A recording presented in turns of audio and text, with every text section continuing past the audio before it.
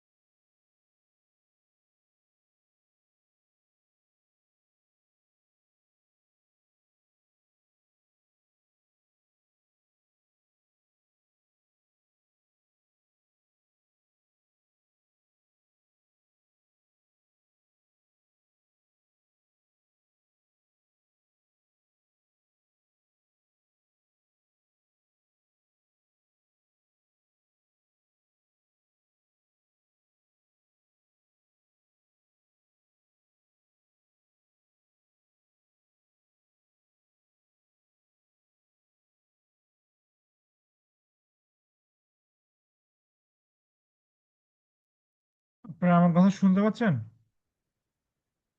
জি sir. আসসালামু আলাইকুম sir. Sorry, আমার আজকে আইসিবিতে একটা মিটিং ছিল, যার কারণে আমি আসলে আপনাদের ক্লাসটা যথাসময়ে শুরু করতে পারি নাই। উম, তা আপনাদেরকে তো পরে মনে হয় জানিয়েছে না, আমরা 8টা 8:30 শুরু করবো যে। জি স্যার, জানিয়েছিল। আচ্ছা। আপনাদের সাথে আমার যেটা কথা হয়েছিল যে আপনারা চ্যাপ্টার 6টা সম্ভবত বলছিলাম যে একটু দেখে আসবেন, যদি আপনার প্রবলেম থাকে ওটা ডিসকাস করবো, আদারওয়াইজ আমরা কোশ্চেন সলিউশনে যাব। তো আপনাদের কি দেখছেন আপনারা কেউ? পুরোটা শেষ করতে পারি নাই। আপনি একটু দেখাই দিলে মেবি ভালো হবে। আচ্ছা, কোন জায়গাটা দেখাইতে হবে? কারণ সেদিন আমি মোটামুটি একটা ওভারভিউ দিয়ে দিছিলাম। কোন স্পেসিফিক এরিয়া আছে যে জায়গা দেখাইলে ভালো হয়?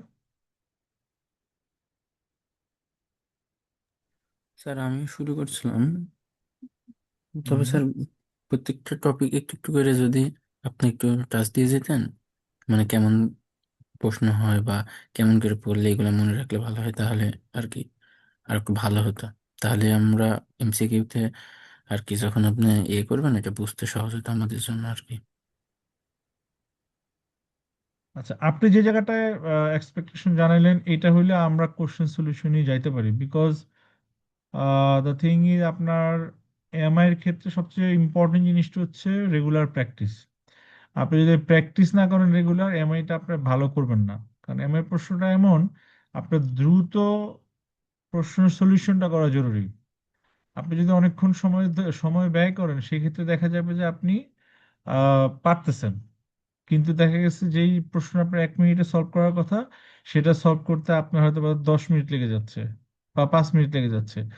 সেই জিনিসটার কথা চিন্তা করে আপনার এমআই ক্ষেত্রে হচ্ছে প্র্যাকটিস সবচেয়ে জরুরি। আর আমি আপনাদের আগেই যেটা বলছি, একদম প্রথম দিন, সেটা হচ্ছে যে এমআই এর ক্ষেত্রে আপনি, এমআই এর ক্ষেত্রে না, আপনার সি এর স্টাডি ম্যানুয়াল, আমরা এটাকে স্টাডি ম্যানুয়াল বলতেছি কারণ আমার বিভিন্ন জায়গার বেস জিনিসগুলি অ্যাকুমুলেটেড করেই কিন্তু আপনার এই ম্যানুয়ালটা বানানো হয়েছে। সো এখানকার কোনো কিছু যে আপনি বাদ দিবেন, বাদ দিতে পারবেন এমনটা কিন্তু নয়।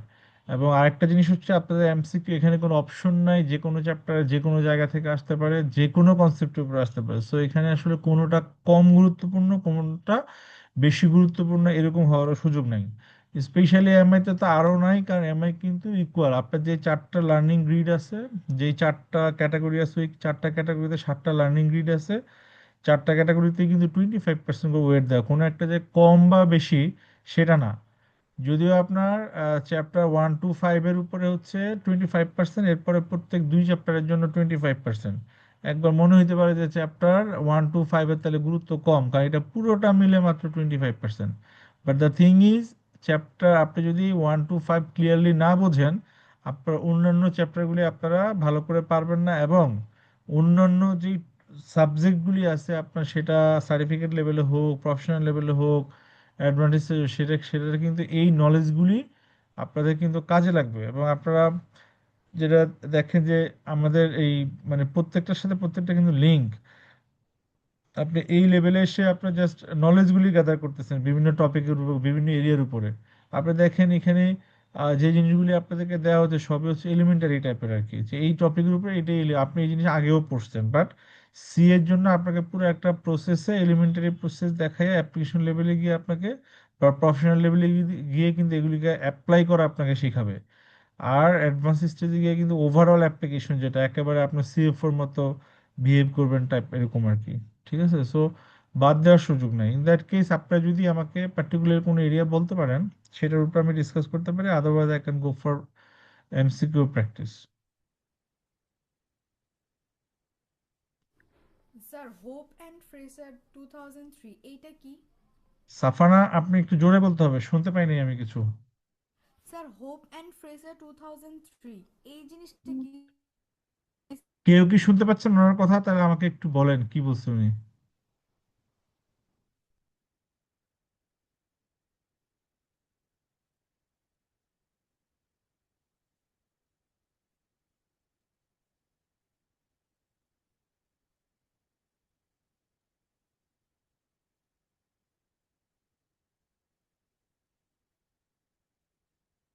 ওকে, হোপ অ্যান্ড ফ্রেজার এটা কি মিন করে? Okay, give me just 1 minute. Sir এটা উম, যারা থিওরি দিয়েছে ওদের নাম স্যার। না, ওটাই আমি বের করতেছি। আচ্ছা, আপনি বলে দিচ্ছেন এটা হচ্ছে যে একটা অ্যানালাইসিস হয়েছে, সেই অ্যানালাইসিসের একটা রেজাল্ট। এবং আপনি এখানে দেখবেন, যদিও এটা আমার সি এর, কিন্তু আমার যখন কস্টিং এ অনেক কিছু ডেফিনেশন দিচ্ছে, সীমা ডিফাইন্ড, যে সীমা যেহেতু কস্ট অ্যাকাউন্টিং এর প্রফেশনাল ডিগ্রি দেয়, তারা এটা নিয়ে কাজ করে বেশি, তারা কি ডেফিনেশন দিচ্ছে সেই জিনিসগুলো আসছে। সো এখানে এরকম অনেক রেফারেন্স আপনি পাবেন ওভার দা পিরিয়ডে। আর এনিথিং এলস? ম্যানুয়ালটাতে বেশ কিছু ওয়ার্ক এক্সাম্পল ছিল ম্যাথ টাইপের, প্লাস হচ্ছে কিছু গ্রাফ ছিল। এগুলো স্যার আমার মনে হয় না আমরা একা একা বুঝতে পারবো। Okay, so should I go by manual or my presentation? Sir ওটা একটু যদি গো থ্রু করে দিতেন, ম্যানুয়ালটা যদি একটু গো থ্রু করে দিতেন খুব ভালো হতো। স্যার ইনিশিয়ালি ম্যানুয়াল দিয়ে গেলে পরে আমরা ধরেন আপনার প্যারালালি দোনোটা চালাইলাম, দোনোটা ইউজ করলেন আপনি। কিছু পার্ট আপনার ফার্স্টে কিছু পার্ট শেষ করে এরপর আমরা ধরেন আপনার আপনার স্লাইডের থেকে পড়লাম। আচ্ছা, দাঁড়ান আমি বের করি।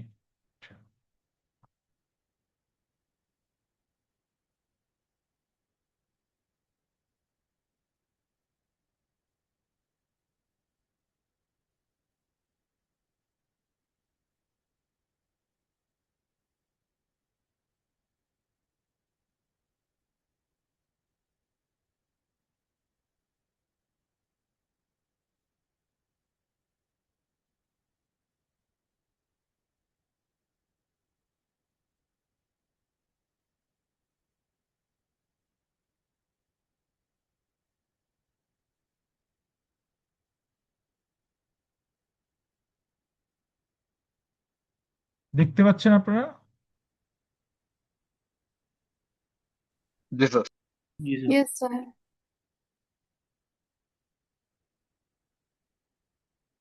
এই জিনিসটা আপনাদেরকে দেখাইছিলাম আমি, চ্যাপ্টার স্টাডি গাইডেন্স। স্যার আপনি আপনার স্লাইড থেকে আমাদেরকে একটা ওভারভিউ দিয়েছিলেন, ম্যানুয়াল থেকে দেখানো হয়নি। ওকে, আচ্ছা এখানে দেখেন আমার এই চ্যাপ্টারটা হচ্ছে বাজেটিং এর উপর, রাইট? বাজেটিং আমার এখানে কি আছে, লার্নিং টপিক আছে 60টা। লার্নিং টপিক আছে 60টা। Why do organisation prepare budget, a framework for budgeting, steps in budget preparation, master budget, preparing forecast, alternative approach to budgeting, data bias and professional scepticism. এই 7টা টপিকের উপরে আমার এই চ্যাপ্টারে আলোচনা করা হয়েছে। কিভাবে আমি এটা পড়বো, এটার একটা গাইডলাইন এখানে দেওয়া আছে। সেটা কি? এই যে দেখেন, 1 and 2, why do organisations prepare budget, a framework for budgeting. মানে এই দুইটা জিনিস ছিল না টপিক 1-2 তে? মনে আছে? এই যে এই দুইটা জিনিস ছিল। তো এই দুইটা জিনিস, এটা কিভাবে পড়তে বলছে আমাদেরকে? Practical significance 1-2, practical significance. Study approach হচ্ছে read section 1 and 2 of chapter 6 to put budgeting into context in your mind. এবার হোয়াট ইজ বাজেটিং? এবং আপনাকে পড়ার পরে আপনাকে ভাবতে বলছে, is the budgetary planning and control process concern only the numbers? মানে এটা কি শুধু নাম্বারের ব্যাপারে কথা বলছে, না নাম্বার ছাড়াও আপনার জিনিস লাগবে? এই চ্যাপ্টার দুইটা পড়লে, এই টপিক দুইটা পড়লে সেটা আপনি জানতে পারবেন। এক্সাম অ্যাপ্রোচ কি? এক্সাম অ্যাপ্রোচ হচ্ছে, you are likely to see narrative questions on this 2 sections. পুরো চ্যাপ্টারের কথা বলে নাই, শুধু এই দুইটা সেকশনে বলতেছে আপনি লাইকলি টু, যে ন্যারেটিভ কোশ্চেন পাবেন। মানে এখানে কোনো ডিজিট ফিগার ক্যালকুলেশন এটা থাকবে না। ইন্টারেক্টিভ কোশ্চেন নট আপে, নর্মালি এখানে ইন্টারেক্টিভ কোশ্চেন থাকবে না। কেন? কারণ এখানে অ্যানালাইসিসের কিছু নেই, কেন করে এবং এটা সিগনিফিকেন্স কি সেটা বলছে। তারপর 3 নাম্বার যেটা, এই যে steps in preparation of budget, মানে বাজেট তৈরি করার স্টেপগুলি কি কি আছে। তো এটার স্টাডি অ্যাপ্রোচ কি? স্টাডি অ্যাপ্রোচ হচ্ছে the study the order of budget preparation and work carefully through the work example in section 3.3। মানে বাজেট প্রিপারেশন অর্ডার, মানে কোনটার পরে কোনটা করব। সেদিন যখন আমরা আলোচনা করতেছিলাম তখন কিন্তু আমি বলছি যে আমার বাজেট প্রিপারেশনের অর্ডারটা হচ্ছে will be start from maximum ক্ষেত্রে এস্টিমেটিং দ্য রেভিনিউজ, তাই না? বা আমার যেটা কি বাজেট ফ্যাক্টর, যেটা আমি বলতেছিলাম আপনাদের কি বলছি, রাইট? কি বাজেট ফ্যাক্টর, যা আমার বাজেটটা কিছুর উপর ডিপেন্ড করে। আপনারাই বলতেছিলেন যে, একজন বলতেছিলেন যে আপনাদের বাসা থেকে যে টাকা আসবে তার উপর আপনি প্ল্যান করবেন, যদি আপনার নতুন কিছু লাগে সেটার জন্য আপনি একটা ফাইন্যান্সিং প্ল্যান করবেন, এই টাইপের জিনিস। তাহলে এই যে অর্ডারটা আমরা এখানে শিখবো। এবং তারপর কি, স্টপ এন্ড থিঙ্ক, মানে why the sales budget usually prepared first. ঠিক আছে, যে ইউজুয়ালি, নট অলওয়েজ। ঠিক আছে, যেহেতু আমার রেভিনিউ প্ল্যানের উপরে আমার অন্য সব প্ল্যান ডিপেন্ড করে, রেভিনিউ প্ল্যানটাই যদি আমি করতে না পারি, রেভিনিউ এস্টিমেশন যদি আমার কাছে না থাকে, তাহলে কিন্তু আমি অন্য কাজগুলি করতে পারবো না। এবং এখানে কি ধরনের কোশ্চেন আসবে? কোশ্চেন হচ্ছে, questions could ask you to prepare budget or budget extracts for information supplied. মানে আপনাকে একটা বাজেট করতে, যেহেতু আপনাকে স্টেপ শিখাচ্ছে, তখন আপনাকে একটা বাজেট করতে বলতে পারে বা কোনো একটা স্টেপের ক্যালকুলেশন বের করতে বলতে পারে। ঠিক আছে, 4 নম্বরে মাস্টার বাজেট। মাস্টার বাজেটে আপনাকে দেখাবে in section 4, think about how all the functional budget provides the basic data for the master budget. Master budget হচ্ছে আপনার ওভারঅল অর্গানাইজেশনের বাজেট। আর আপনার যেটা হচ্ছে ফাংশনাল বাজেট, সেটা হচ্ছে প্রত্যেকটা ফাংশনাল আলাদা আলাদা বাজেট, যেটা আমরা সেদিন বলতেছিলাম। আমার ওভারঅল কোম্পানির একটা বাজেট, এরপরে আমার যদি প্রোডাকশনের জন্য একটা আলাদা বাজেট হয়, সেলসের জন্য যদি একটা আলাদা বাজেট হয়, সাপ্লাই চেইনের জন্য যদি আলাদা বাজেট হয়, এই যে প্রত্যেকটা ফাংশনের যে বাজেটটা, সেটাকে আমরা বলতেছি ফাংশনাল বাজেট। ঠিক আছে, সো এইভাবে করে আপনার সব চ্যাপ্টারে, নতুন বইতে আপনার এই জিনিসগুলি দেওয়া থাকবে। এটা পড়লে কিন্তু আপনি বুঝতে পারবেন যে আপনার কিভাবে পড়তে হবে। এখন আমি যদি টপিকে চলে যাই, যে আমি কেন বাজেট প্রিপেয়ার করি, রিজন ফর প্রিপেয়ারিং বাজেট। আমার একদম প্ল্যানিং করার জন্য লাগে কমিউনিকেট আইডিয়াজ অ্যান্ড প্ল্যানস। আপনি যদি কোনো বাজেট করা না থাকে, তাহলে তো আপনি আপনার সবাইকে আপনার আইডিয়া শেয়ার করতে পারবেন। আপনি তো সবাই জনে জনে ধারে ধারে গিয়ে বলতে পারবেন না যে আপনি কি করতে চান, কিভাবে করতে চান। যেটা বাজেট যদি থাকে, সেটা অটো কমিউনিকেটেড হয়ে যাবে। আমি একটা কথা বলতেছিলাম যে আপনার একটা বাজেট ম্যানুয়াল থাকবে। সো যাকে আপনি দিচ্ছেন উনি বাজেট প্রিপারেশনের সাথে জড়িত না থাকলেও, ম্যানুয়ালি যেহেতু টোটাল প্রসেসটা লেখা থাকবে, উনি কিন্তু বুঝতে পারবেন যে কিভাবে তাকে রিয়াক্ট করতে হবে। ঠিক আছে, তা মিনস অফ অ্যালোকেটিং রিসোর্স, আপনার যদি রিসোর্স থাকে এবং এটাকে অ্যালোকেশন করা, আপনার তো আনলিমিটেড রিসোর্স নাই, আপনার লিমিটেড রিসোর্স, স্কার্স রিসোর্স, এই জিনিসগুলি আপনাকে অ্যালোকেট করতে হবে। একটা মিনিট, হ্যালো।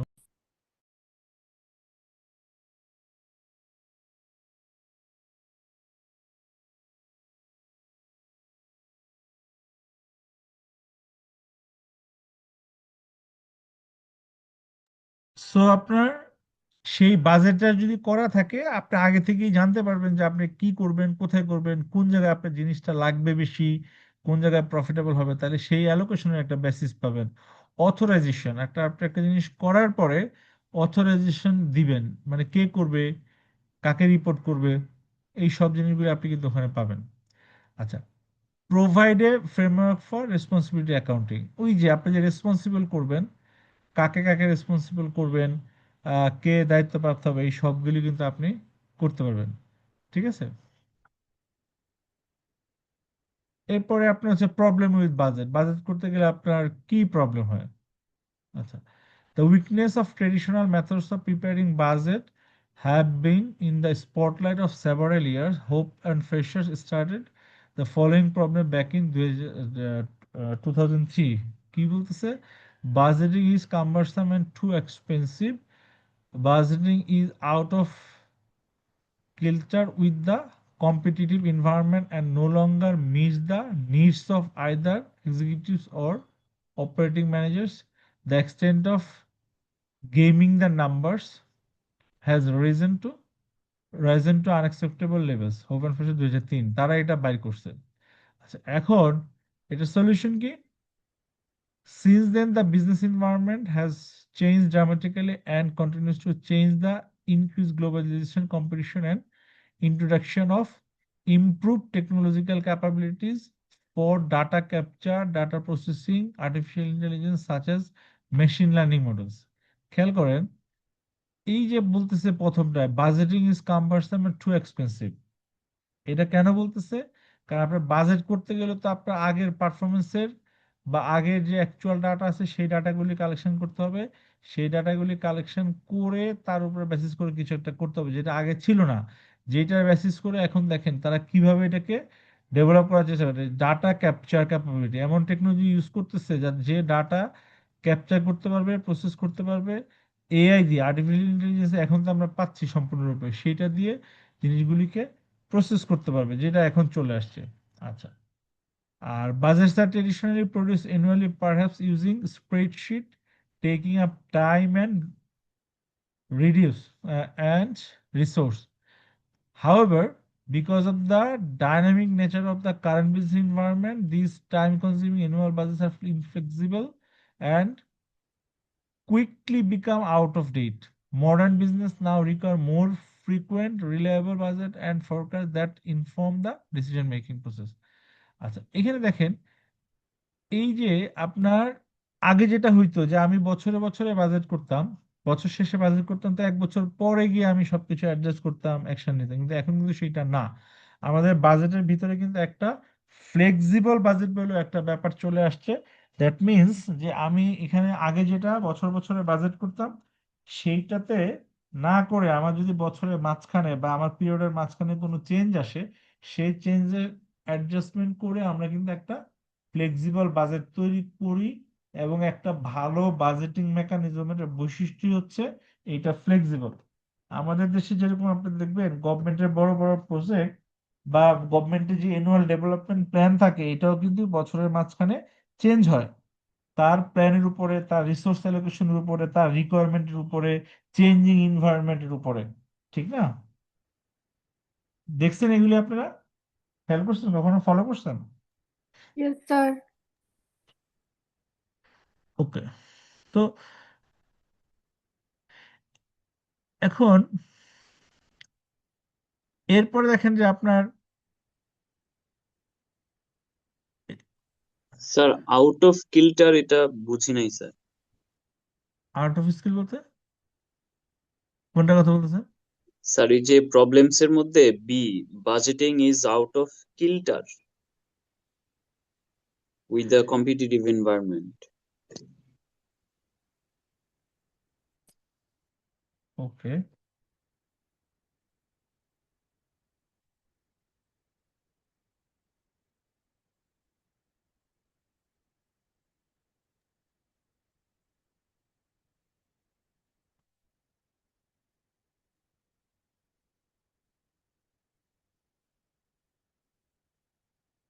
এই যে আপনার ধরেন আপনি যখন বাজেট করতেছেন, বাজেট হচ্ছে আপনার হাতে, আর কম্পিটিটিভ এনভায়রনমেন্ট মানে আপনার কম্পিটিটরের হাতে হচ্ছে এক জিনিস, আপনার হাতে হচ্ছে আরেক জিনিস।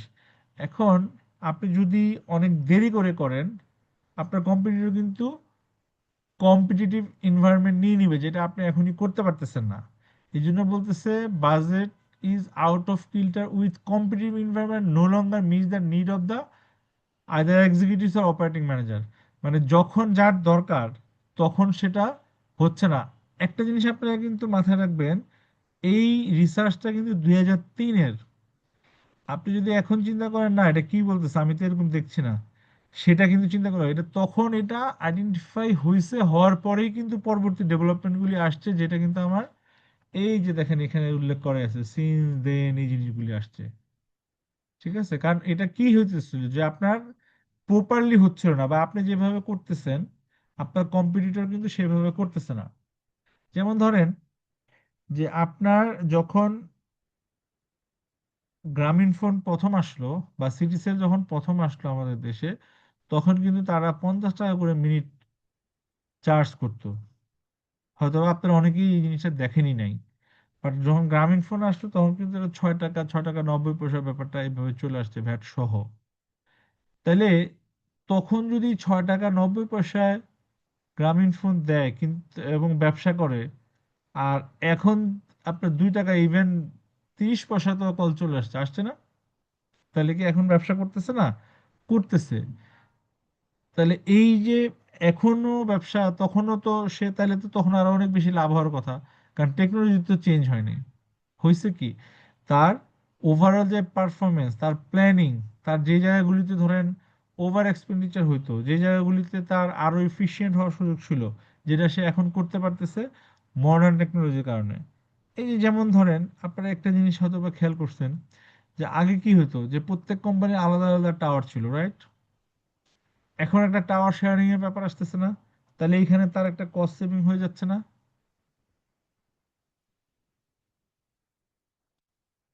জি স্যার। বুঝছেন ব্যাপারটা? জি স্যার। সো এই জিনিসটাও কিন্তু, এগুলি হচ্ছে current development. That was mentioning that আগে সেটা ছিল আউট অফ কিলটা, দ্যাট মিনস মানে সবার জন্য এটা সমান ছিল না। ঠিক আছে? মানে নট ইন প্লেস বলা যায় আর কি sir, out of kilter. Sort of, sort of balance বলা যায় না? ইমব্যালেন্স, ইমব্যালেন্স, হ্যাঁ, দুজনের মনের বাসনা বা দুজনের যে ইচ্ছা সেটা প্রকাশ পাইতো না। কেউ যে দেখছেন বলতেছে না যে হয় এক্সিকিউটিভেরটা হচ্ছে না বা তার অপারেশন ম্যানেজারেরটা হচ্ছে না। মানে এই যে কনসিস্টেন্সি বা ধরেন প্রপার কমিউনিকেশনের যে ব্যাপারটা, সেই জিনিসটা হচ্ছিল না, যেটা এখন হচ্ছে। জি স্যার, বুঝতে পেরেছি। ওকে, বিয়ন্ড বাজেটিং এটা আপনারা নিজেরা একটু পড়ে নেবেন। আচ্ছা, একটা জিনিস দেখেন যে বাজেট কম্পেয়ার্ড উইথ ফোরকাস্ট, মানে হোয়াট ইজ বাজেট আর what is forecast. A forecast is a prediction of what is likely to be happen in future given a certain set of circumstances. This is different from budget, which is a quantified plan of what organization intends should happen in future. Forecast হচ্ছে আমার কি হবে সেটা আমি কিছু given সার্কামস্টেন্সেসে given information দিয়ে predict করি। আর budget হচ্ছে ফিউচারে আমি কি মানে কি ঘটুক, আমি কি চাই, মানে আমার চাওয়া। ডিফারেন্সটা বুঝছেন? জি স্যার, ফোরকাস্টটা হচ্ছে যেটা ঘটবে, আমার এটাতে হাত নাও থাকতে পারে, আর বাজেটটা হচ্ছে আমার কন্ট্রোলে থাকবে বলেই আমি ধরে নিই। মানে এটা হচ্ছে কি হবে বা কি হইতে পারে, আর ওটা হচ্ছে আমি কি চাই, which is a quantified plan of what the organization intends should happen in future, মানে ও কি চায় কি ঘটুক। টেকনোলজি আসবে, ফরকাস্ট হচ্ছে যে আমার এই টেকনোলজি চেঞ্জ হয়ে যাবে, চেঞ্জ হয়ে এই জিনিস আসবে। আর বাজেট হচ্ছে যে না, টেকনোলজি চেঞ্জ হওয়ার কারণে আমি আসলে কি চাচ্ছি, আমি চাচ্ছি আমি ওই টেকনোলজিটা কিনবো, ইমপ্লিমেন্ট করবো, এটা দিয়ে আমি এত এত ইনকাম করব। দ্যাট ইজ ইউর বাজেট, এবং দ্যাট ওয়াজ কোয়ান্টিফাইড। ফোরকাস্টের পুরো অংশটা কিন্তু কোয়ান্টিফাইড নাও হতে পারে। ঠিক আছে? এবং বাজেট মাস্ট বি কোয়ান্টিফাইড।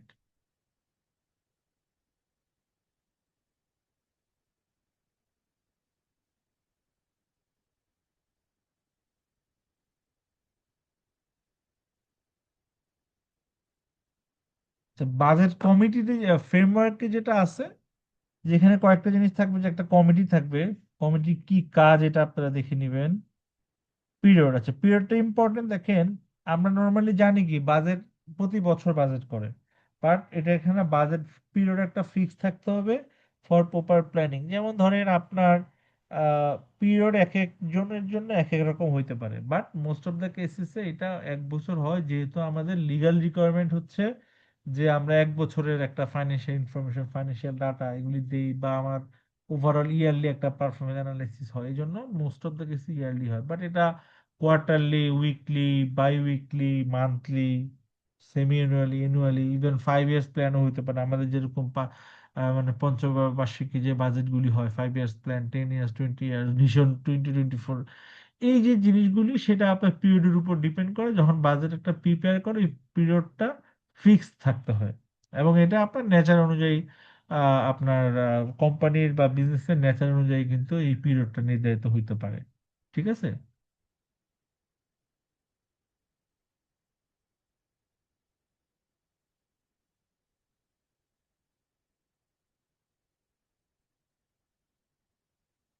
বাজেটের একটা ম্যানুয়াল থাকবে। ম্যানুয়ালে কি থাকবে? A collection of instructions governing the responsibility of persons and procedures, forms and records related to the preparation and use of the budgetary data.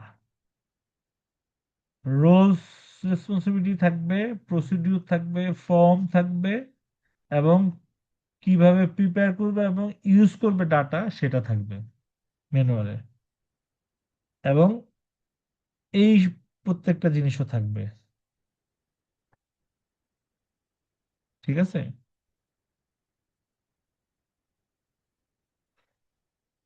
Steps গুলি: আইডেন্টিফাই প্রিন্সিপাল বাজেট ফ্যাক্টর। আচ্ছা, এইটা আমি একটু আমার স্লাইডে দেখাই, তাহলে মনে হয় বেটার হবে আপনাদের।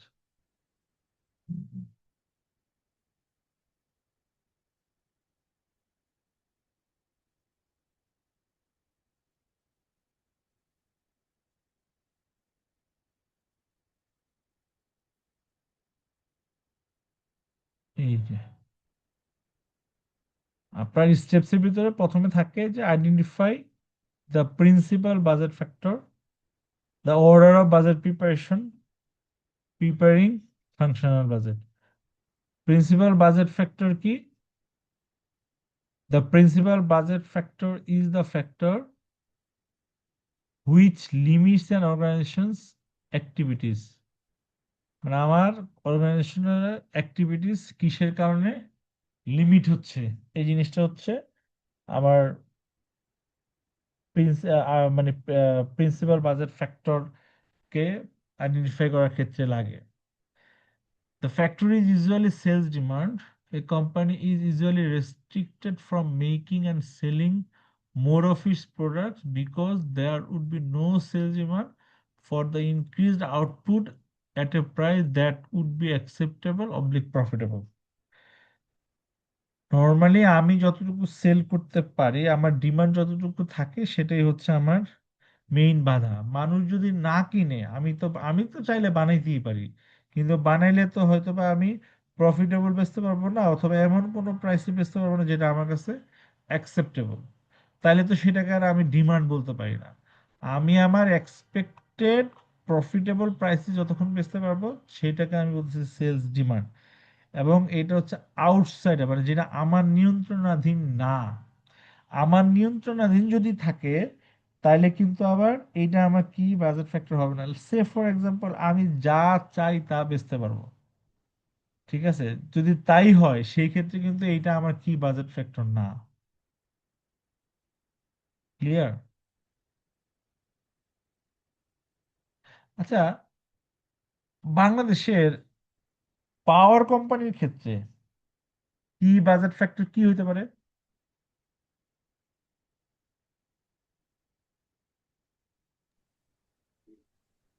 পাওয়ার আর স্যার পাওয়ার কি sir? Sir prediction of power usage. Prediction of power uses তার মানে কি? মানে কত ইউজ হবে, তাই কনজাম্পশন না? রিপোর্ট। মানে কনজাম্পশনটা কি পরিমাণে হবে এটা প্রেডিক্ট করতে পারাটা। আচ্ছা, বাংলাদেশের বর্তমান প্রেক্ষাপটে আপনার কি মনে হয় যে we are sufficient enough in production of power? Not really. আচ্ছা, তাই যদি হয় তাহলে তো আমার কনজাম্পশন হবে কি হবে না এটা জরুরি না। আমার তো অনেকটা এরকম না অবস্থাটা, যে আমি যদি এটাকে জি প্রডিউস করতে পারি তাহলে আমার এটা কনজাম্পশন হবে, ঠিক কি না? জি, অলমোস্ট স্পেশালি ইন কিন্তু সামার। স্যার একটা স্যার কনজাম্পশন এস্টিমেট আছে না স্যার? না না, কনজাম্পশন এই জন্যই তো বলতেছি যে কনজাম্পশনের তো একটা এস্টিমেট আছে, বাট আমাদের দেশে বর্তমানে প্রেক্ষাপটে যা বিদ্যুৎ উৎপাদন হয়, মানে আমাদের যা বিদ্যুৎ লাগে তা কি আমি উৎপাদন করতে পারি? হয়তো 100% না স্যার। আর স্যার করতে পারি না। পারি না, তো তাই যদি হয় in that case consumption should not be মাই কি বাজেট ফ্যাক্টর, কারণ আমি তো জানি যে আমার মানে প্রোডাকশন হয় কম, তার মানে আমি প্রোডাকশন বাড়লেই এটা বেচা হবে, ঠিক কিনা বাংলাদেশের বর্তমান প্রেক্ষাপটে? Yes sir. আচ্ছা, তো বিক্রি যদি হয় তাহলে তো কনজাম্পশন আমার কি বাজেট ফ্যাক্টর না, তাহলে আমার কোম্পানির জন্য কি বাজেট ফ্যাক্টর কি হতে পারে? স্যার রিসোর্সটা আমি পাচ্ছি কিনা, যেমন আমার গ্যাস লাগবে বিদ্যুৎ উৎপাদন করতে, মিনারেল লাগবে, সেটা আমি পাচ্ছি কিনা, এটা আচ্ছা হতে পারে।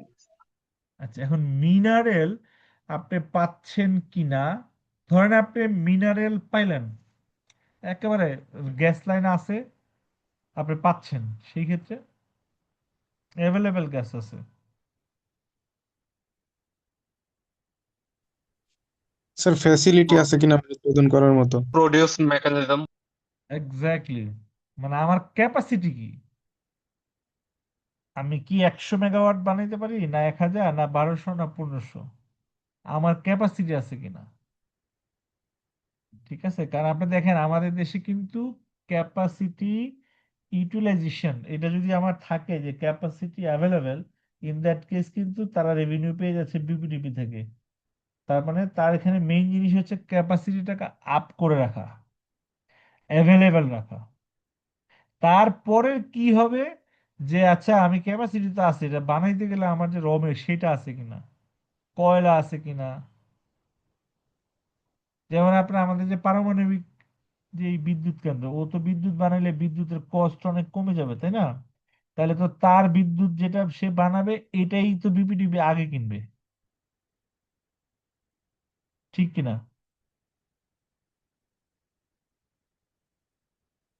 সে জি যে স্যার। বিদ্যুৎটা বানাবে এই বিদ্যুৎটাই তো আগে কিনবে, তাই না? জি স্যার। তার তখন সে কি করবে, যে না তার জন্য কি ফ্যাক্টর হচ্ছে, আচ্ছা আমি যেটা দিয়ে বানাবো, আমার যে পারমাণবিক যে র মেটেরিয়াল সেটা আমার অ্যাভেলেবেল আছে কিনা, সেটার উপর ডিপেন্ড করবে যে আমার কি মানে বাজেট ফ্যাক্টর, সেটার উপর ডিপেন্ড করবে আমি কতটুকু বানাইতে পারবো। ঠিক আছে,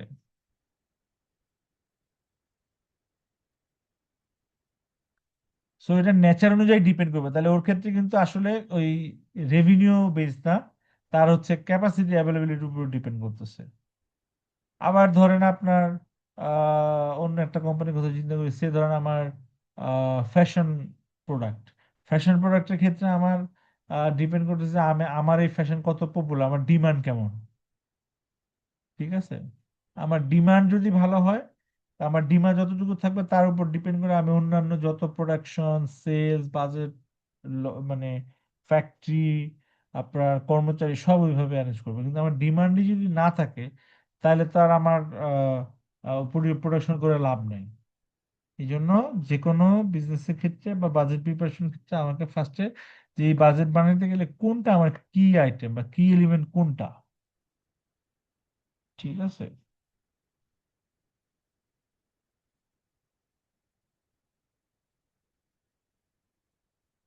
বুঝা গেছে এখানে? জি জি স্যার। এখানে যে লিখতে, যে principal budget budget factor sales demand, তো এটা সব সময় সত্য না, তাই তো? না, ইউজুয়ালি সেলস ডিমান্ড, সবসময় সেলস ডিমান্ড না। যেমন ধরেন আমার আমরা যখন আমাদের দেশের বাজেট করি, আমাদের দেশের বাজেটের ক্ষেত্রে মেইন ফ্যাক্টর কোনটা?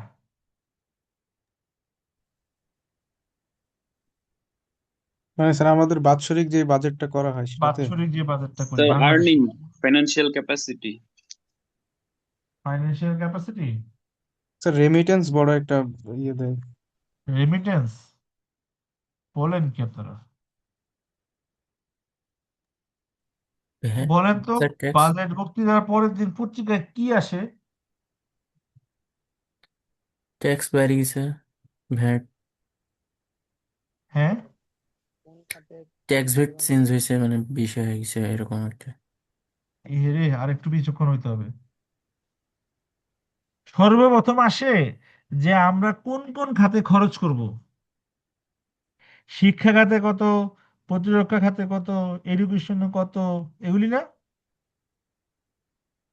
জি স্যার, Yes, sir. পার্সেন্টেজ। তারপরে কি আসে? তারপরে আসে হচ্ছে আমার কোত্থেকে আমার এই টাকার জোগান হবে, এনবিআর কত দিবে, তা আমি ভিক্ষা কত করব, আমি ঋণ কত নিব, এগুলি আসে। তাইলে আমাদের দেশের ক্ষেত্রে মূলত হচ্ছে খরচটা আগে আসে, যে আমার কি কি ডেভেলপমেন্ট লাগবে। আমরা যেহেতু ডেভেলপিং কান্ট্রি, আমাদের অনেক ডেভেলপমেন্ট বাকি আছে, এই জন্য আমি আগে ডেভেলপমেন্ট প্ল্যান করি, মানে খরচের প্ল্যান করি যে কোথায় কোথায় আমার লাগবে। দেন আমি প্ল্যান করি আমি কোত্থেকে টাকাটা আনবো। আর আপনি যদি একটা বড় উন্নত দেশে যান, ধরেন আমেরিকা, ফ্রান্স, ওদের ক্ষেত্রে তো অলরেডি ডেভেলপড হয়েই গেছে। তখন ওরা প্ল্যান করে যে আয় কত আসছে, এই আয় কত ইফিসিয়েন্টলি আরো আনা যায়, আয় কিভাবে বাড়ানো যায়, তারা কিন্তু ওইভাবে চিন্তা করে। ঠিক আছে? আমাদের একটা বিগ ফোর ফার্ম, আমাদের ইনকাম বেশি, ওরা এক ধরনের প্ল্যান করবে, আর যে মানে নুন আনতে পান্তা ভাড়া, সে তো ওইভাবে করবে না। সো এটা কোম্পানি ওয়াইজ ডিপেন্ড করে, বাট মোস্টলি সেটা সেলস ডিমান্ড।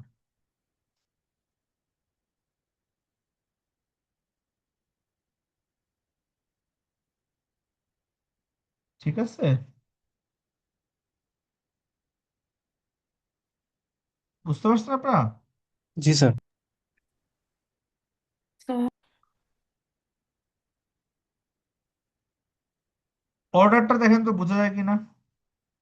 আপনারা এটা একটু দেখেন, আমি একটু 3-4 মিনিটের একটা ব্রেক নিচ্ছি, মাত্রই বাসায় এসেই তো শুরু করছি, জাস্ট 3-4 মিনিটের একটা ব্রেক।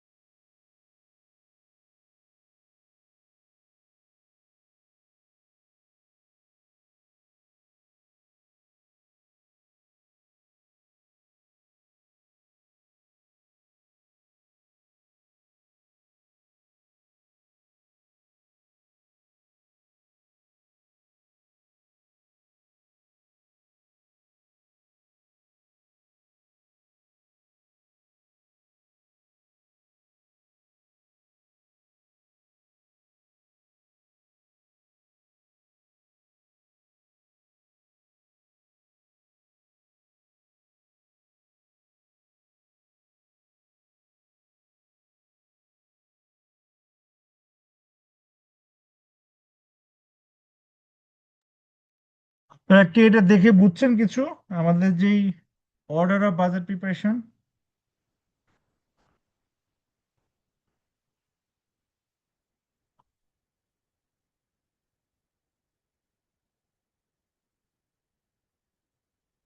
শুনতে পাচ্ছেন আমাকে? জি জি স্যার, স্যার। স্যার, আপনি একটু হালকা। অর্ডারটা বুঝছেন?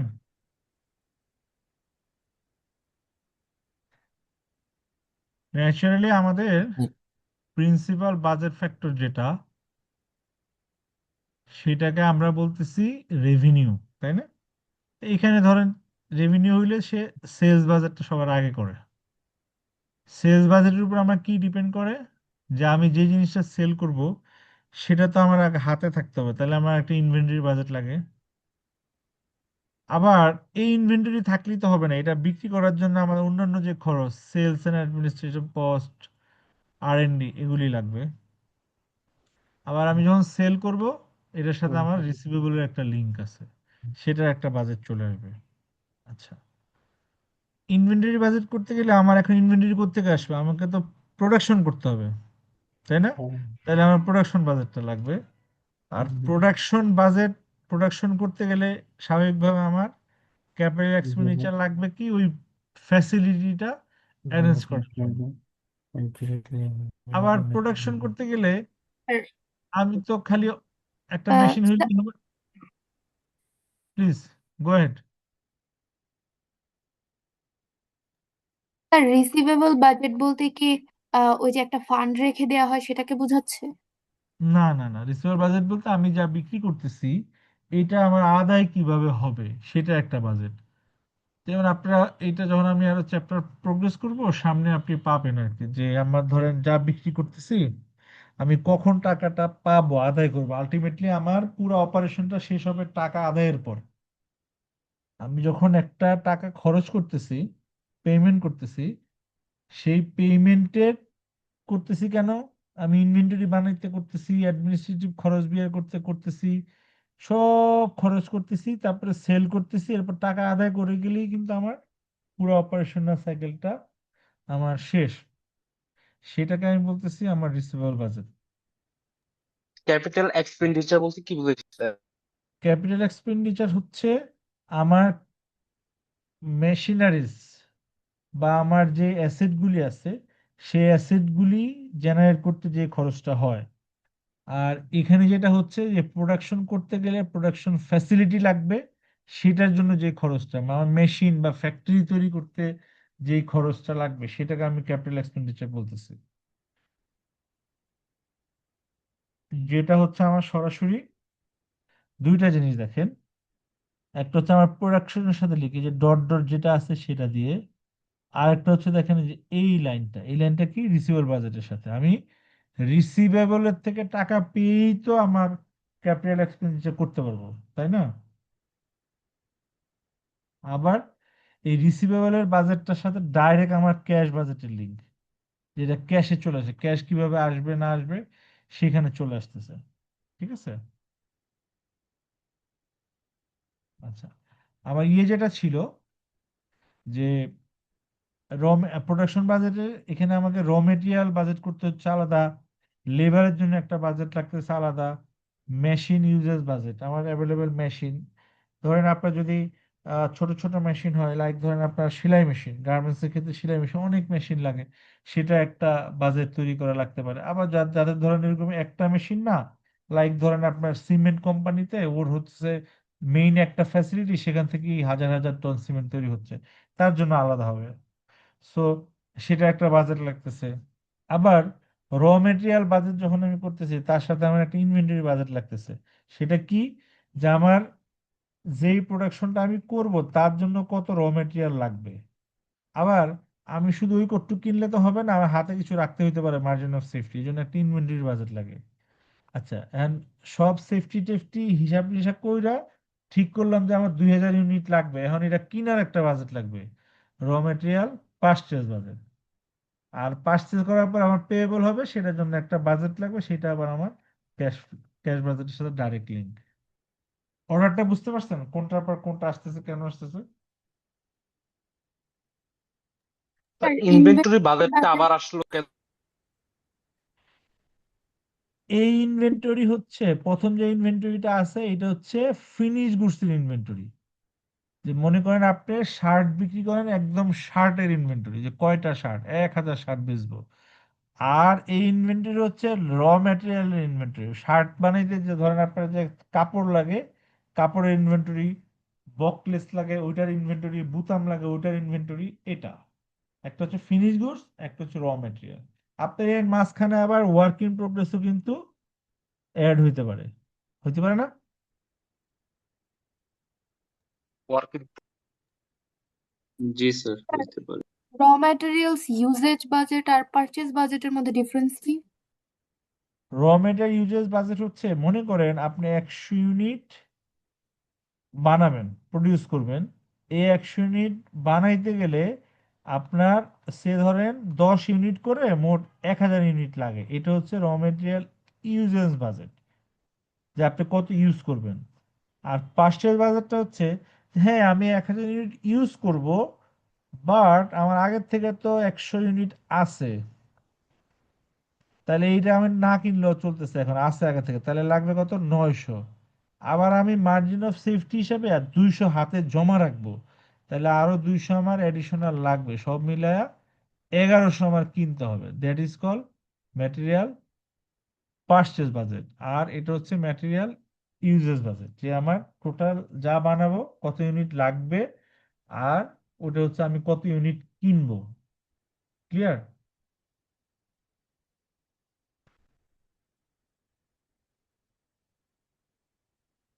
Yes sir. আচ্ছা, আর আপনাদের আর কারো any question on this slide? Sir production budget and production overhead budget. আচ্ছা, প্রোডাকশন বাজেট হচ্ছে আপনার এই যে একটা, এই যে প্রোডাকশন বাজেট, এটা এটা হচ্ছে ধরেন আপনি কত ইউনিট প্রডিউস করবেন।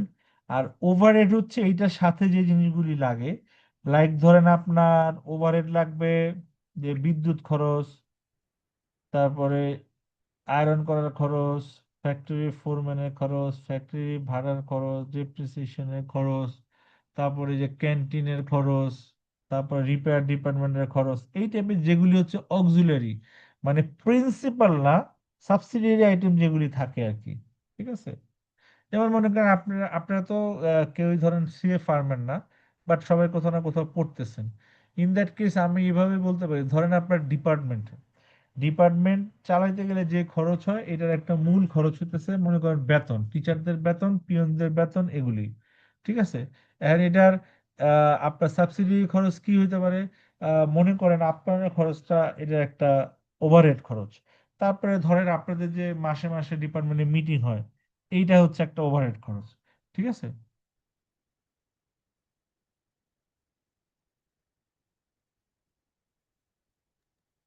বুঝা ইয়েস হয়েছে? স্যার, স্যার বুঝতে পেরেছি।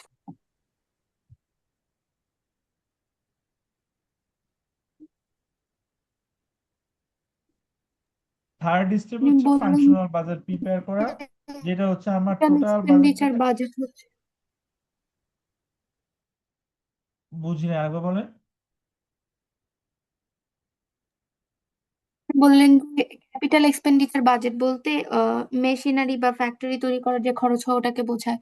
তাহলে এই যে আরেকটা আছে যে মেশিন ইউজেস বাজেট, এটা এটা কি স্যার? আচ্ছা, মেশিন ইউজেস বাজেট মনে করেন যে আপনার এটা নর্মালি সব জায়গায় হয় না, তারপর কিরকম হইতে পারে, সে ফর এক্সাম্পল আপনার একটা মেশিন আছে, এই মেশিন দিয়ে আপনি হচ্ছে মাসে মনে করেন 1 লাখ ইউনিট আপনি তৈরি করতে পারেন। ঠিক আছে? মাসে। এখন আপনি এটা বাজেট হইতে পারে, ঠিক আছে, আপনার ডিমান্ড তো এখানে আছে মনে করেন 1 কোটি, আপনার মেশিন হচ্ছে মাসে হচ্ছে 1 লাখ ইউনিট প্রডিউস করতে পারে। এখন 1 লাখ ইউনিট একসাথে প্রডিউস করা তো ধরেন আপনার জন্য কাম্পারসাম, মেশিন নষ্ট হয়ে যেতে পারে। আপনি চিন্তা করলেন আমি ইউটিলাইজ করব 70,000, 70% ইউটিলাইজ করব, 70,000 করব, তাইলে আমার 1 কোটি বানাইতে গেলে কতগুলি মেশিন লাগবে? সে আমার 10টা মেশিন লাগবে। সে তাহলে এই যে 10টা মেশিন লাগবে, 70,000 করে আমি প্রডিউস করব, এই যে একটা planning, that is call machine uses budget.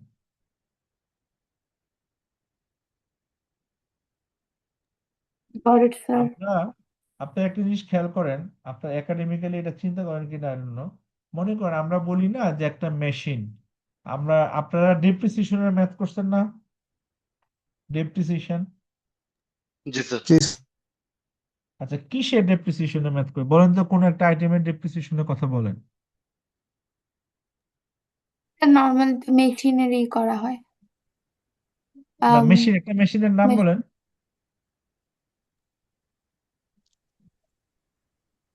একটা মেশিনের নাম বলেন যে এই মেশিন। স্যার, লাইক একটা কোম্পানিতে যে প্রিন্টার, প্রিন্টার হইতে পারে, ল্যাপটপ পিসি হইতে পারে। আচ্ছা কমন একটা জায়গায় আসি, আপনাদের অনেকের বাসায় প্রিন্টার না থাকতে পারে বাট হয়তো বা ল্যাপটপ আছে। আচ্ছা ল্যাপটপের ডেপ্রিসিয়েশন আপনি নর্মালি কত ধরেন?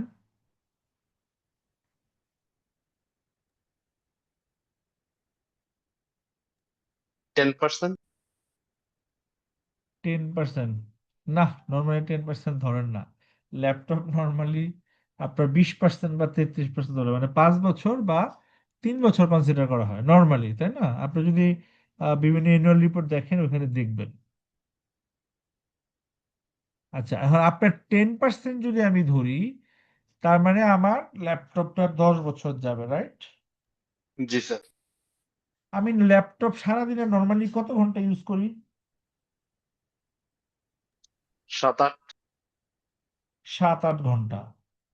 আমি যে ল্যাপটপটা দিয়ে আপনাদের এখন ক্লাস নিচ্ছি, আমার এই ল্যাপটপটা সারাদিনে অ্যাভারেজে 12 থেকে 16 ঘন্টা ইউজ হয়।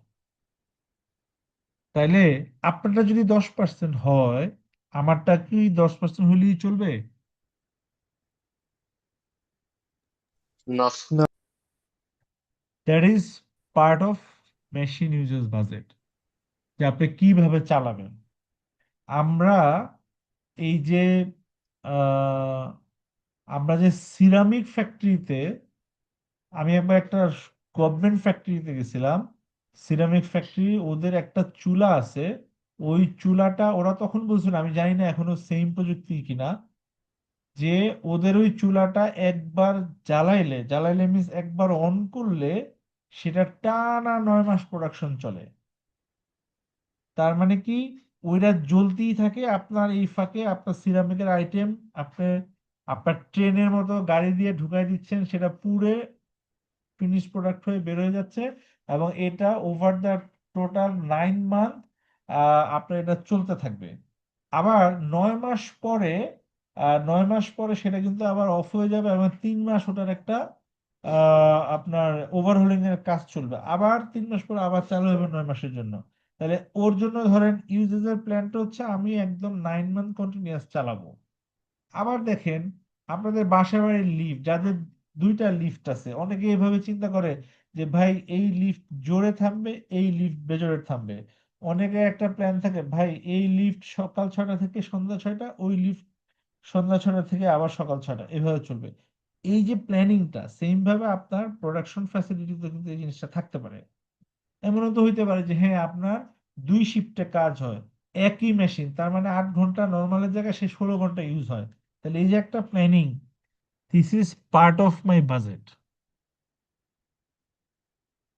এখন মনে করেন machine hour, machine uses budget যদি কোনো কারণে বাড়ে, প্রোডাকশন ওভারহেড বাজেটও বাড়বে। কারণ মেশিন বেশি ইউজ হওয়া মানে আপনার ইলেকট্রিসিটি বেশি ইউজ হওয়া, লাইট বেশি চালানো, মানুষের আনাগোনা বেশি বাড়ানো, এসি বেশি চলা, ওগুলিও বাড়বে। So it's all inter related. বুঝতে পারছেন?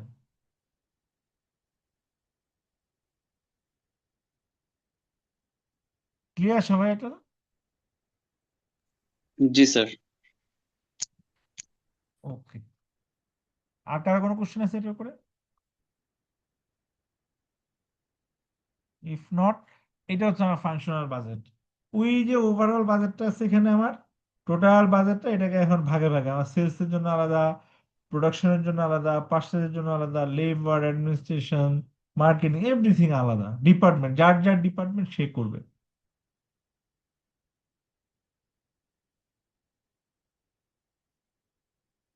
মাস্টার বাজেট, টোটাল যে বাজেটটা আছে আমার একদম operational budget plus financial budget, টোটালটা মিলে হচ্ছে আমার একটা মাস্টার বাজেট হয়। ঠিক আছে। পারফর্মিং এ সেন্সিটিভিটি অ্যানালাইসিস, কেউ বলতে পারবেন what is sensitivity analysis? Sir ওই যে ফাংশনাল বাজেটের পরে আমাদের ম্যানুয়ালে কিছু ওয়ার্ক এক্সাম্পল ছিল, ইন্টারেক্টিভ কোশ্চেন, ওগুলো কি করতে হবে স্যার? হ্যাঁ আমি যাচ্ছি, যদি এটা একটু পরে বলে যাবো তো। দিতেন। হ্যাঁ দিব দিব। আমরা একটা বাজেট প্রিপারেশনের পরে আমার একটা সেন্সিটিভিটি অ্যানালাইসিস করতে হয়। Sensitivity means what will be the budgeted profit if sales revenue is higher or lower than budget. মানে হচ্ছে এই যে আমি বিভিন্ন ধরনের এস্টিমেট করতেছি, অল ফোরকাস্টিং বা অল আমার ফিউচারিস্টিক, আমি একটা ধারণা করতেছি বা আমার বেস্ট নলেজের উপর বেসিস করে একটা জিনিস করতেছি। এখন মনে করেন আমার সেলস যদি 10% কমে যায় বা বেড়ে যায়, অন্য সবকিছু যদি সেম থাকে, তাহলে আমার প্রফিটে কি ইম্প্যাক্ট হবে? That is call sensitivity analysis. যদি আমার ওইটা চেঞ্জের কারণে আমার প্রফিটে তেমন কোনো চেঞ্জ না আসে, সেটাকে আমি বলতেছি that is not sensitive to our business. But ওটা চেঞ্জের কারণে যদি আমার হিউজ চেঞ্জ আসে, তাহলে আমি বলি সেটা সেন্সিটিভ। আরেকটা কোশ্চেন কি, what will be the budgeted cost if direct material cost are higher or lower? আমি ধরে নিয়েছিলাম যে 1 ইউনিট র মেটেরিয়াল কিন্তু 10 টাকা করে লাগবে, এখন যদি কোনো কারণে এটা 11 হয়ে যায় বা 9 হয়ে যায়, তাহলে আমার প্রফিটে কি ইম্প্যাক্ট? মানে হোয়াট ইফ, কি হবে যদি এটা হয়? হ্যাঁ, যেইটা মানে কি হবে যদি এইটা হয়, আর এইটা আমি যেটাকে নির্ধারণ করলাম, তার মানে এটা সেলস প্রাইস কমা বাড়া হইতে পারে, র মেটেরিয়ালস এর প্রাইস কমা বাড়া হইতে পারে। বাট যখন আমি সেন্সিটিভিটি অ্যানালাইসিস করব, আদার থিং রিমেইন কনস্ট্যান্ট, তার মানে অন্য জিনিসগুলিতে কোনো চেঞ্জ করব না। মানে আমি যখন সেলস প্রাইসের সেন্সিটিভিটি করব, তখন কিন্তু আমি এটা ধরবো না যে না পারচেজ প্রাইস কমতে পারতে পারে। ঠিক আছে, তখন কিন্তু একটা একটা ধরে আমাকে করতে হবে। বুঝা গেছে?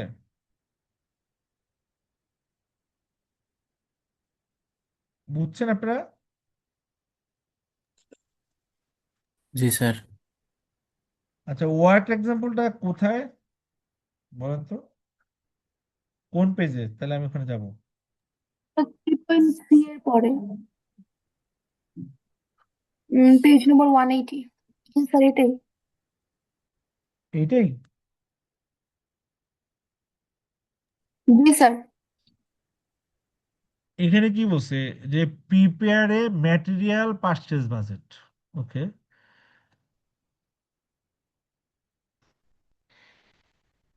Eco company manufacture two product S টি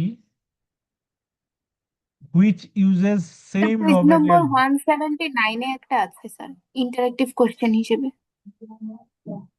আচ্ছা, মিনিট।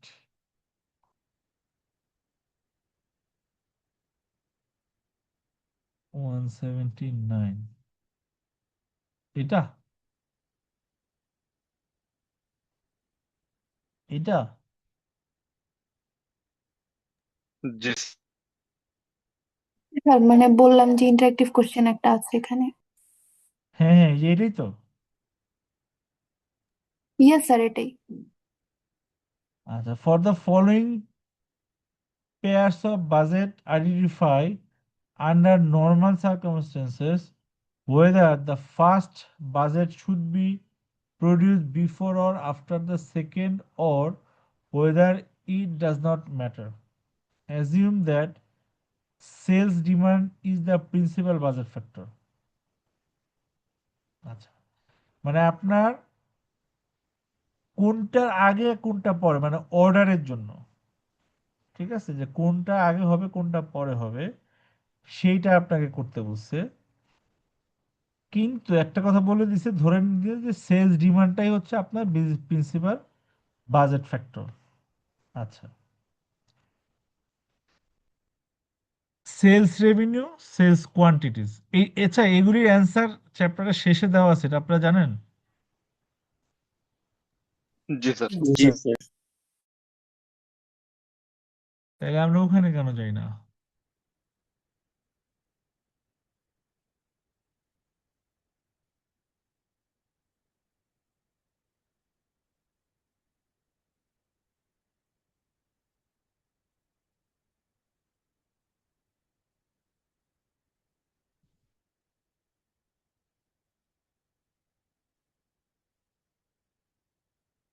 এই যে দেখেন, সেলস রেভিনিউ, সেলস কোয়ান্টিটিস। আচ্ছা, আগে অ্যান্সার পুরোটা পড়েন। পুরোটা পড়লে আপনি দেখেন আপনার মূলত অ্যান্সার হচ্ছে এই অংশটা, এই অংশটা। কিন্তু এইটা পড়া খুব জরুরি বোঝার জন্য। কি বলতেছে?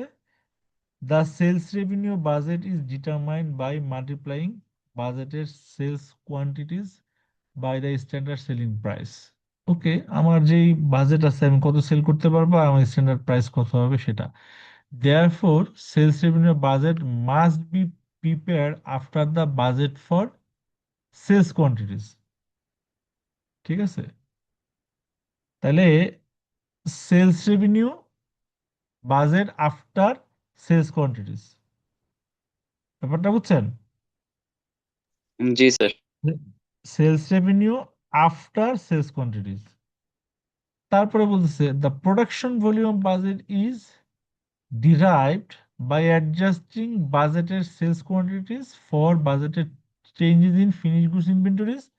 Therefore, budget for finished goods inventories must be prepared before production volume budget. মানে আপনার কত প্রোডাকশন লাগবে, মানে ফিনিশ গুডস আপনার প্রোডাকশন ভলিউম কি হবে, তার আগে তো আমার ফিনিশ গুডস কত আমার লাগবে সেটা লাগবে না? খেয়াল করেন, আমি যা সেলস করব সেটার উপর ডিপেন্ড করবে আমি ফিনিশ গুডস কতটুকু আনবো, আর ফিনিশ গুডস কতটুকু লাগবে তার উপর ডিপেন্ড করেই তো আমি প্রোডাকশন ভলিউম মানে কতটুকু প্রডিউস করব ততটুকু ডিটারমাইন করব, তাই না?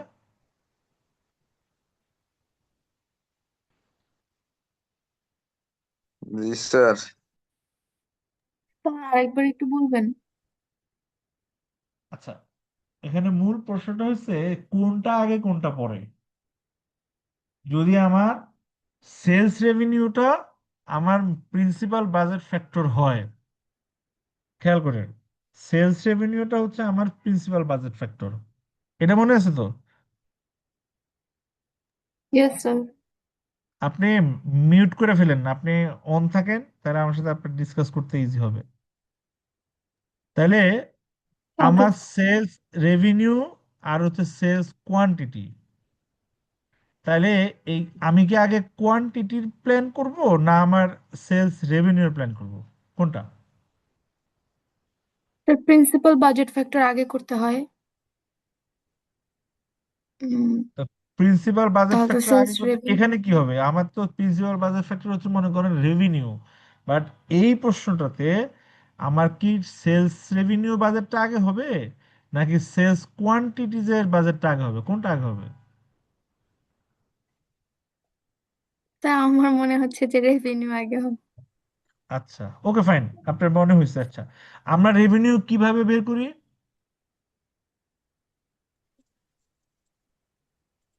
স্যার পার ইউনিট দাম ধরে হুম। কত ইউনিট বিক্রি হয়েছে সেটা বলতে।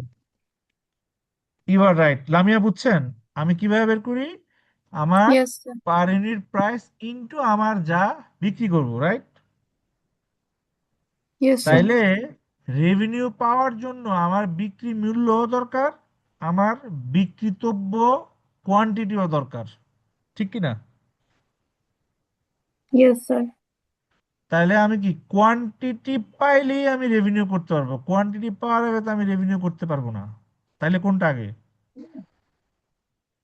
কোয়ান্টিটি আগে স্যার। কোয়ান্টিটি আগে, তার মানে sales revenue after sales quantities. আর যদি এটা বুঝছি স্যার। ঘুরায় লিখতো যে সেলস কোয়ান্টিটিস আর সেলস রেভিনিউ পরে লিখতো, তাহলে আমরা বলতাম sales quantities before sales revenue. এই প্রশ্নের জন্য ক্লিয়ার? Yes sir. সেকেন্ডারে কি হচ্ছে, ফিনিশ গুডস ইনভেন্টরিজ আর প্রোডাকশন ভলিউম। ফিনিশ গুডস ইনভেন্টরির বাজেটটা প্রোডাকশন ভলিউমের আগে না পরে?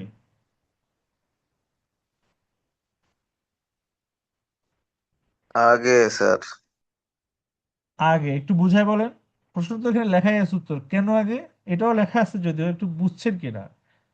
কারণ ফিনিশ গুডসটা হচ্ছে প্রোডাক্ট আমার যেটা বিক্রির জন্য লাগবে, যে আমার 100 ইউনিট লাগবে, এইটা নির্ধারণ করার পরে আমি যাব যে ঠিক আছে তাহলে আমি কত প্রডিউস করব, প্রোডাকশন ভলিউম কত হবে। এখন অনেকে এইটা দেখে প্রশ্ন করতে পারেন, স্যার আমার লাগবে 100, আমি বানাবো তো 100। Not necessary. আমার লাগবে 100, আমার আগে থেকেই 20টা আছে, তাহলে আমি কত বানাবো? 80। 80 স্যার। 80। আমি সেফটি স্টক রাখবো আরো 5টা, তাহলে কত বানাবো? 85 স্যার। 85। 85। তাহলে আমি যতক্ষণ পর্যন্ত আমার ফিনিশ গুডস কতটুকু লাগবে এটা না জানবো, আমি প্রোডাকশন ভলিউমটা আমি জানতে পারবো না। ওকে, তারপরে আসেন কি বলতেছে, ম্যাটেরিয়াল ইউজেস, লেবার আওয়ার। এখন আমি ম্যাটেরিয়াল ইউজ কতটুকু করব তার সাথে লেবার আওয়ারের আগে পরে সম্পর্ক নাই। কারণ হচ্ছে আমার ম্যাটেরিয়াল আমি যা ইউজ করবো, আমার যদি লেবার আওয়ার যদি আমি কম ধরি, আমার লেবারের সংখ্যা বাড়বে বা কমবে, বাট সেটা ম্যানেজেবল, এই দুইটার সাথে লিঙ্ক নাই। আর ম্যাটেরিয়াল ইউজেস আর ম্যাটেরিয়াল পারচেস ঠিক ফিনিশ গুডসের মতো। আমি ম্যাটেরিয়াল ইউজ কতটুকু করব তার উপর ডিপেন্ড করবে আমি পারচেস কত করব। সে আমি 100 ইউনিট লাগবে বলছি, 85 ইউনিট প্রডিউস করব বলছি, প্রোডাকশন হয়ে গেল। এখন এই 85 ইউনিট বানাইতে মনে করেন আমার 8500 ইউনিট র মেটেরিয়াল লাগবে, দ্যাট ইজ আমার ম্যাটেরিয়াল ইউজেস বাজেট। কিন্তু আমার আগের থেকে 500 আছে, আরো 1000 আমি সেফটি স্টক রাখতে চাই, তাহলে 8000 বিয়োগ 500 যোগ 1000, তার মানে 8500 বিয়োগ 500 যোগ 1000 মানে 9000। সো আমার ম্যাটেরিয়াল পারচেজ 9000, হয় ইউজেস 8500। এবার বুঝছেন আগে পরের ব্যাপারটা, যে অর্ডারের যে জিনিসটা সেটা এখানে বোঝানোর চেষ্টা করা হয়েছে। ক্লিয়ার সবাই? জি স্যার। জি স্যার। এই পর্যন্ত যদি কারো কোনো প্রশ্ন থাকে করেন, কারণ আজকে আর নতুন টপিক ধরবো না, তাইলে আমাদের এটা শেষ হবে না আজকে। তাহলে স্যার ম্যাটেরিয়ালস ইউজেসটা একটু আরেকবার বলেন, আমি এটা কেন যেন ক্যাচ করতে পারতেছি না। এটা এটা এই থার্ড এটা। লাস্টের ইউজেজ, ম্যাটেরিয়ালস ও ইউজেজ। আচ্ছা, আচ্ছা দেখেন ম্যাটেরিয়াল, ওটাই তো আমি বললাম যে ম্যাটেরিয়াল ইউজেসটা কি। দেখেন একটা জিনিস, শুরু থেকে আসেন। আমি কি বলছিলাম যে আমার 100 ইউনিট ফিনিশ গুডস লাগবে, ফিনিশ গুডস ইনভেন্টরি লাগবে 100। এখন আমার আগে থেকে 10টা আছে, তাহলে এই 10টা তো আমার না বানালেও হবে। আমার 100 লাগবে, আগে থেকে 10টা আছে, কিন্তু আমি হাতে আরো 5টা রাখতে চাই, তাইলে আমার টোটাল প্রোডাকশন কত করা লাগবে? 100 বিয়োগ 10 যোগ 5, 95, রাইট? এটা বুঝছেন? Yes sir. তাহলে আমার ফিনিশ গুডস ইনভেন্টরি 100 আর প্রোডাকশন ভলিউম হচ্ছে 95। আচ্ছা, এবার আসেন ম্যাটেরিয়াল ইউজেস ভেরিয়েন্স। আমার মনে করেন এই এক একটা বানাইতে 100 ইউনিট লাগে, তাহলে আমার লাগবে 100 ইউনিট যদি লাগে, আমার লাগবে হচ্ছে কত? 95, এবার 9500 ইউনিট আমার হচ্ছে ম্যাটেরিয়াল ইউজ করা লাগবে। আমার আগে থেকে মনে করেন 500 আছে, তাহলে এটা তো আমার আর কিনা লাগবে না, লাগবে? No sir. আমি হাতে 2000 রাখতে চাই, তাহলে তো এটাও কিনতে হবে, নাহলে কি আমি রাখতে পারবো? তাহলে আমার 9000 বিয়োগ 500, 9500 বিয়োগ 500 হলো 9000 যোগ 2000, তাহলে হইলো 11000। তাহলে এটা হইলো আমার পারচেস, এটা হলো ম্যাটেরিয়াল ইউজেস ভেরিয়েন্স, এটা হচ্ছে ম্যাটেরিয়াল পারচেস ভেরিয়েন্স। তাহলে ম্যাটেরিয়াল ইউজেস ভেরিয়েন্সটা করতে হবে বিফোর ম্যাটেরিয়াল পারচেস ভেরিয়েন্স, কারণ আমি যদি এইটা জানতে না পারি তাহলে আমি এটা জানতে পারবো না। ঠিক আছে? বুঝেছি স্যার। তাহলে কি এখানে শেষ করতে পারি আজকে আমরা?